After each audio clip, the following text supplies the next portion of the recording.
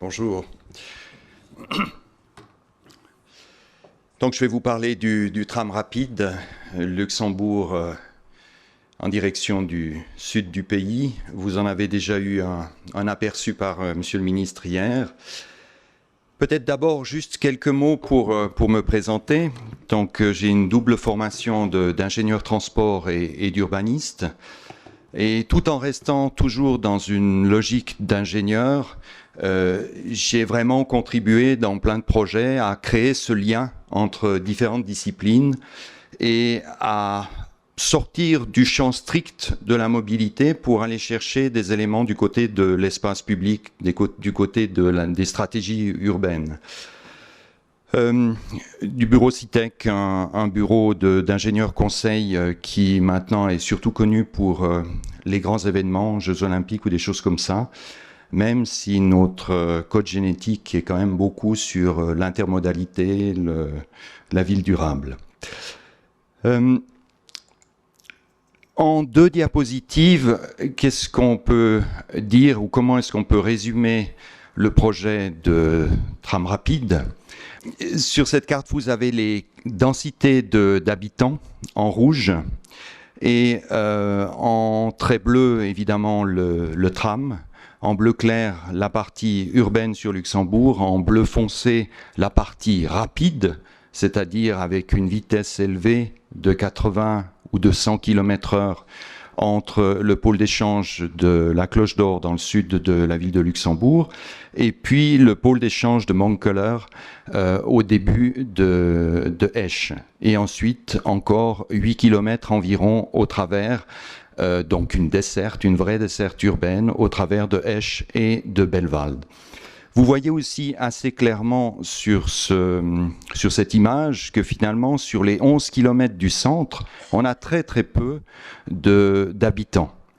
Hein, très très peu. Donc c'est évidemment une des raisons pour laquelle c'était tout à fait imaginable de dire on a simplement un parcours à vitesse rapide. Donc au total, une vingtaine de kilomètres en plus du parcours au centre de Luxembourg. Alors, évidemment que l'idée de départ était très enthousiasmante, consistant à dire faisons un tram le long de l'autoroute qui est capable d'aller très vite et donc de dépasser toutes ces voitures encolonnées et tous ces bus encolonnés le matin. Donc c'était un peu l'idée fondamentale, mais pour ça, il faut trouver le bon matériel roulant. Donc évidemment qu'un système de tram qui roule à 100 km/h, il lui faut certaines particularités. Il y a un vrai, je dirais, saut technologique pour passer à ces vitesses-là. D'une certaine manière, tout ce qui concerne les installations de sécurité, c'est très similaire au train. Et tout ce qui concerne la conception des bogies, la stabilité, c'est aussi une technologie qui se détache assez du tram classique. Mais ce type de matériel existe. C'est ce qu'on appelle, par exemple, les lignes de tram-train. Alors, le mot tram-train, il faut aussi bien apporter une nuance. Le projet de tram rapide de Luxembourg n'est pas un tram-train, même s'il utilise du matériel roulant de type tram-train. Parce que ce projet, c'est un projet qui roule 100% sur un réseau de tram et jamais sur un réseau de train. C'est donc une famille différente de celle, par exemple, des tram-trains nés à Karlsruhe en Allemagne, qui permettaient justement de passer d'un réseau à l'autre. Voilà. Alors, vous en savez assez avec ce projet par rapport à ce que je voulais dire, parce que en 35 ans de métier, je me suis rendu compte qu'il y avait souvent un certain nombre d'éléments caractéristiques et je voulais retenir et partager avec vous, même si il y a dans la salle que des compétences riches et fortes, mais je voulais partager un peu dans une logique de grande synthèse trois idées, trois éléments qui, à mon avis, sont très déterminantes. La première, c'est de prendre conscience des différentes fonctions transport. La deuxième, c'est de réfléchir à la philosophie du tracé. Et la troisième, la plus importante, qui consiste à prendre conscience de cette notion d'écosystème urbain, c'est-à-dire qu'on ne vient pas juste livrer une infrastructure ou pas juste livrer un système de transport, mais on fait beaucoup plus.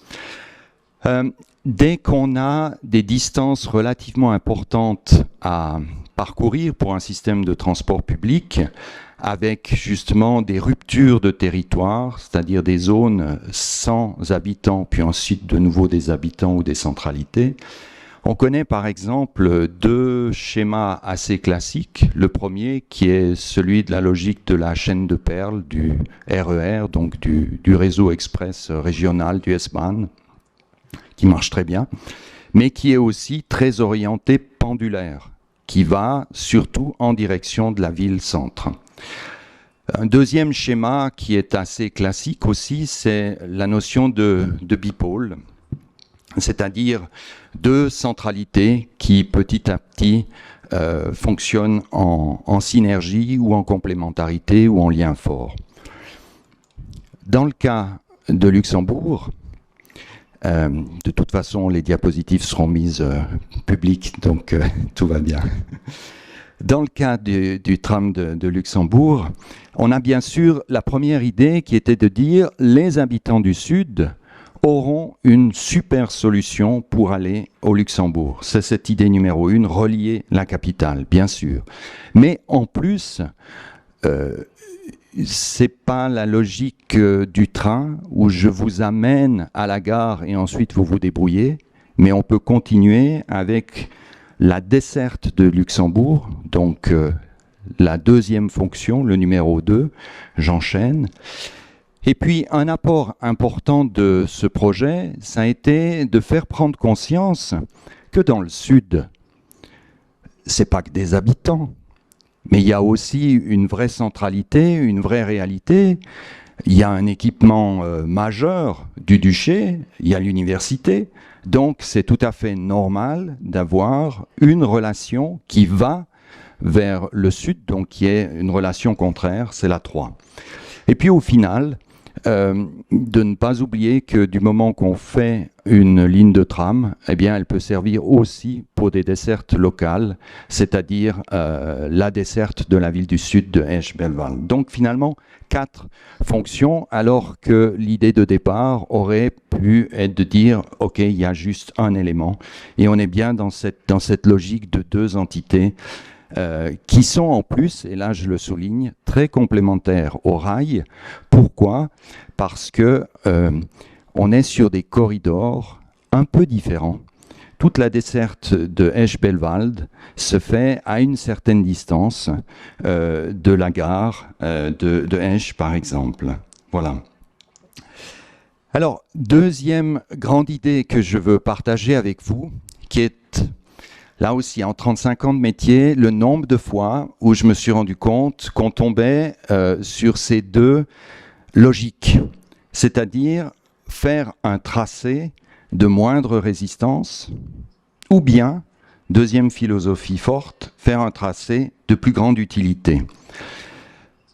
On va les détailler un tout petit peu, mais peut-être simplement sur ce schéma de comparaison, regardez le schéma du bas qui donne simplement des vitesses et un temps total de domicile, enfin de porte à porte, de A à B, quand on y intègre aussi le temps de marche pour accéder. Et on peut se retrouver dans 2 projets qui ont des vitesses de parcours sur le tronçon principal très différentes, mais où au final, le temps total de porte à porte est identique. Alors, qu'est-ce que c'est le tracé de moindre résistance ? C'est une approche, je dirais, très infrastructure. Une approche qui consiste à dire je vais passer là où c'est facile, là où il y a de la place, où l'espace est disponible. Éventuellement, je vais sacrifier quelques arrêts, faire un peu moins d'arrêts. Je vais probablement ajouter des park and ride, des parcs relais. Donc c'est ce type d'approche. Et c'est aussi une approche qui est guidée par la vitesse. Mais en conséquence, il y a un enjeu fonctionnel, un enjeu infrastructure qui est très fort. Et on On peut résumer aussi cette logique en disant l'usager va chercher le tram. Alors que dans la logique suivante, c'est le tram qui va chercher l'usager. Et on peut donner encore une autre image un peu peut-être caricaturale, celle consistant à dire mais c'est un peu comme un brise-glace qui traverse la banquise, c'est-à-dire il passe là où il arrive à passer. La deuxième logique m'intéresse beaucoup plus du moment que la ville existe déjà. Celle consistant à passer là où c'est désirable. Et je pense que c'est un mot absolument clé. Réussir un projet de tram veut dire passer là où c'est désirable. Tous les lieux stratégiques doivent pouvoir être desservis par le tram. Et en faisant ce type de démarche, ça veut dire, en principe, être plus lent, en principe, avoir plus d'arrêts, mais aussi avoir un outil de transport qui est un levier très puissant de transformation d'abord de l'espace public et ensuite de la ville, de l'urbanité. Et donc dans cette logique, on est plutôt dans une approche porte à porte, c'est-à-dire le tram vient chez nous et c'est pas nous qui allons vers le tram. Je pourrais tenter encore une image par rapport à cette logique-là, celle consistant à dire c'est un peu la stratégie du coucou. C'est-à-dire que cet oiseau qui met de côté un œuf et qui met son propre œuf dans le nid d'un autre, aujourd'hui nos rues sont en grande partie occupées par la voiture. Et il faut qu'on ait la stratégie du coucou pour remettre du transport public là où aujourd'hui on est complètement encombré de voitures. Donc c'est un peu le message, un des messages que j'aimerais faire passer ici. Et pour donner des exemples très concrets de cette difficulté, évidemment que dans le projet du tram rapide, toute la partie centrale le long de l'autoroute, elle suit la logique du tracé de moindre résistance, c'est-à-dire on se colle le long d'une coupure existante, donc c'est l'endroit où c'est le plus facile, où on a les gabarits, etc. Mais là, je prends un exemple tout à fait urbain à Esch, des réflexions qu'on a eues sur les parcours. Vous voyez le tracé bleu, qui est un tracé en fait qui s'est fait ou qui était imaginé là où on a de la place. On avait un gabarit généreux, donc les premières images, c'était ce tracé bleu. Mais dans les faits, mieux vaut passer là où c'est encore plus utile. Et le tracé rouge est plus lent parce qu'il passe dans les quartiers, dans des rues pas très larges. Comme il est plus court, finalement le temps de parcours est le même. Et les deux arrêts, aussi bien celui de la place Benelux que celui du quartier Bruch, sont mieux positionnés par rapport à la qualité d'accessibilité des gens. L'arrêt en bleu est en fait sur le côté d'une aciérie, donc évidemment la moitié du périmètre est sans intérêt. L'arrêt en rouge est mieux placé par rapport au quartier, et puis vous voyez aussi sur le haut de l'image le projet d'hôpital, donc on est aussi plus proche de l'hôpital. Donc voilà un exemple très concret de cette modification. Et puis aussi, dans cette logique tracée au plus court ou au plus utile, vous avez ici le potentiel d'utilisateurs imaginé pour les différents arrêts. Alors, de manière très simple, pas avec un modèle, mais simplement en comptabilisant combien d'habitants existants en jaune, enfin en orange, ou bien combien d'habitants potentiels en jaune, et puis la même chose pour les employés en bleu, et ensuite encore les commerces en rouge et en vert, les rabattements park and ride ou bus. Et vous voyez deux noms qui sont entourés, le troisième et le quatrième, Le Delange et Pompierre, qui sont justement deux points, deux localités qui sont au milieu du parcours, sur ce long tronçon où je vous ai rendu attentif tout à l'heure en disant il y a très peu d'habitants. Et là, on se pose toujours la question, qu'est-ce qu'il faut mieux ? Est-ce qu'il faut rajouter un arrêt et gagner peut-être 200 utilisateurs, mais en contrepartie demander à 10 000 utilisateurs qui vont vers Luxembourg ou dans l'autre sens et qui ne font que passer, leur demander d'attendre 1 minute et demie, 2 minutes, je ne sais pas. Donc c'est vraiment ce jeu de pondération qui est aussi une des questions pour dire mais comment est-ce que je choisis entre le plus utile ou pas. Troisième sujet que j'aimerais partager avec vous, c'est l'urbanité. Je considère le tram comme vraiment l'archétype des systèmes de transport urbain et je vois ça comme un écosystème, pas simplement comme un système de transport, mais je le vois comme une armature de quelque chose qui est complètement vivant, c'est-à-dire la ville. Vous voyez sur cette carte le potentiel d'habitants arrêt par arrêt. En orange, les habitants futurs, compte tenu des projets de développement en cours, et en rouge, les habitants existants. Donc c'est clair que si une ligne de tram arrive au bon moment et peut être le support d'un développement, ça change complètement les comportements de mobilité, les pratiques, les habitudes, les taux de motorisation, etc. Je vais tenter une explication par rapport à ça avec la loi de Pareto. C'est l'image de gauche. Qu'est-ce que c'est la loi de Pareto? La loi de Pareto, c'est très simple. Elle nous dit, vous avez l'axe horizontal qui est l'effort et l'axe vertical qui est le résultat. Donc la loi de Pareto nous dit, avec relativement peu d'efforts, par exemple 20% d'efforts, vous obtenez déjà 80% du résultat. Mais par contre, pour obtenir la suite, ce qui manque du point de vue du résultat, il faut beaucoup d'efforts.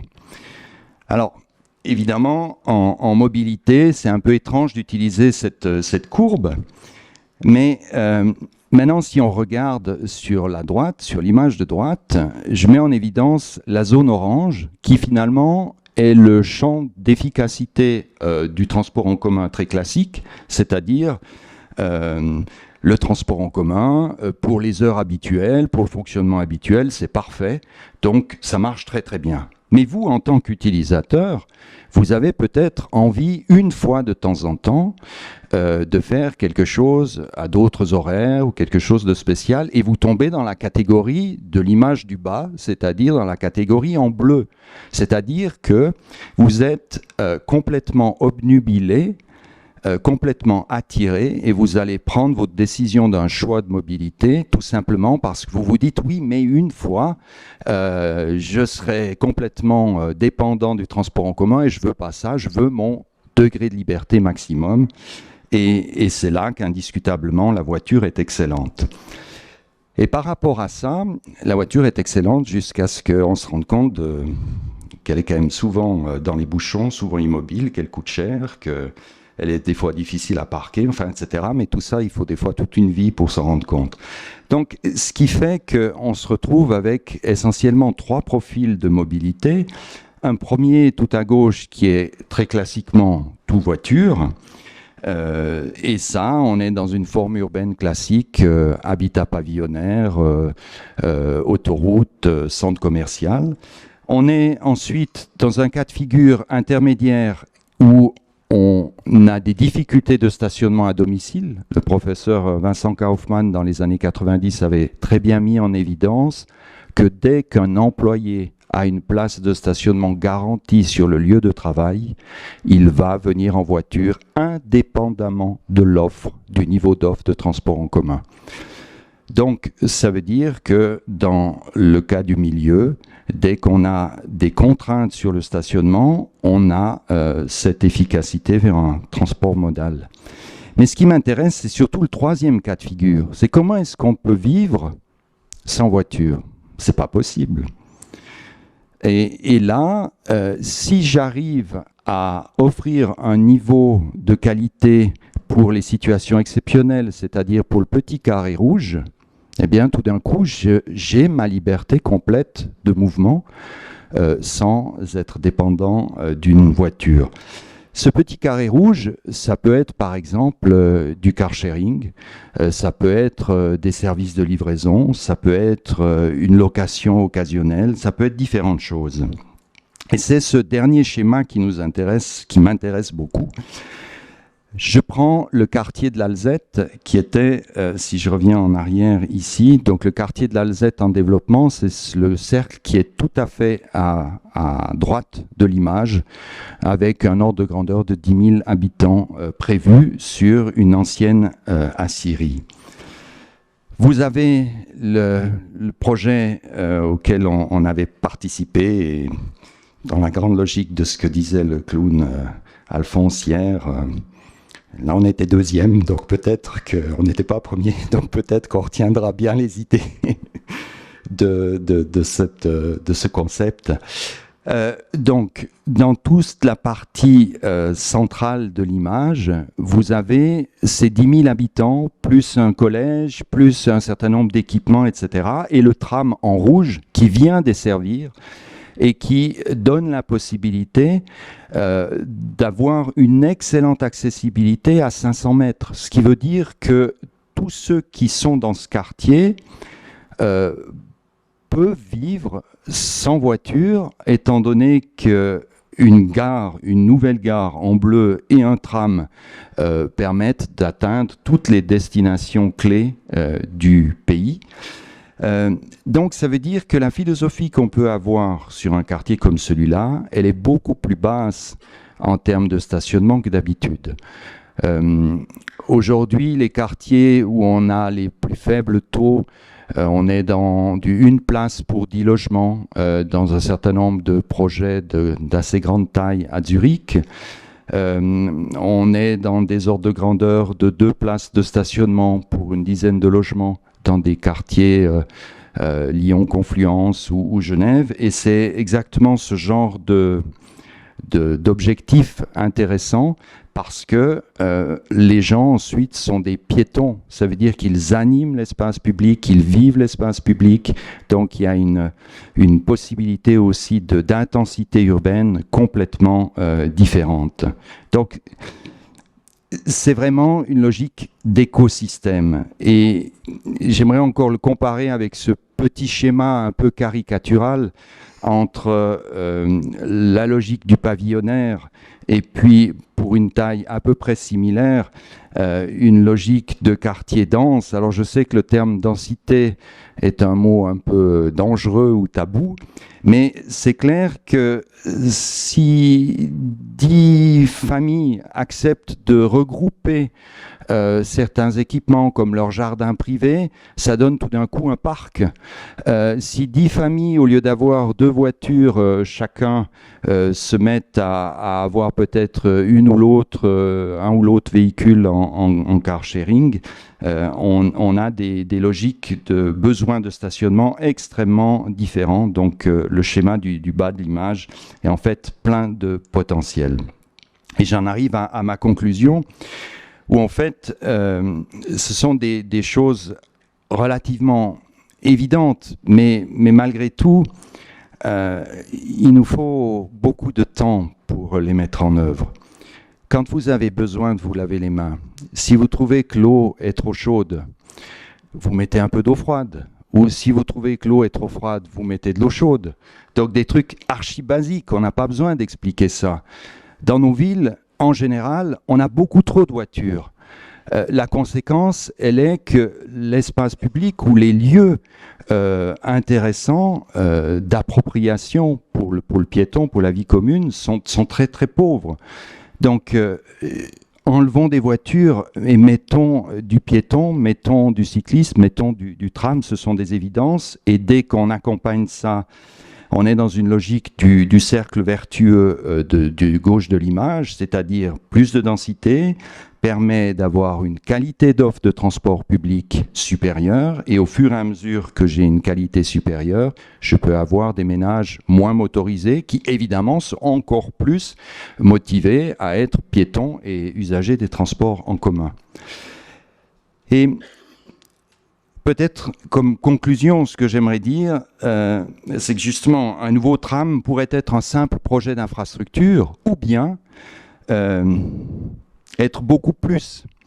Et à partir du moment où on rend les espaces publics appropriables par le piéton, d'une certaine manière, on consolide la démocratie. On crée du lien entre nous. Et ce sont ces éléments-là où, en fait, il y a une portée qui va très au-delà du simple projet de transport quand on fait un tram. En fait, sans s'en rendre compte, on fait un projet de ville et on fait un projet de société. Donc, est-ce qu'on est vraiment conscient de ces dimensions? En tout cas, ce sont des éléments à tenir compte. Voilà, c'est un peu ma conclusion pour aujourd'hui. Merci. Vous avez sur cette carte une représentation de la... J'ai l'impression que le micro, ça va? Ok, bon.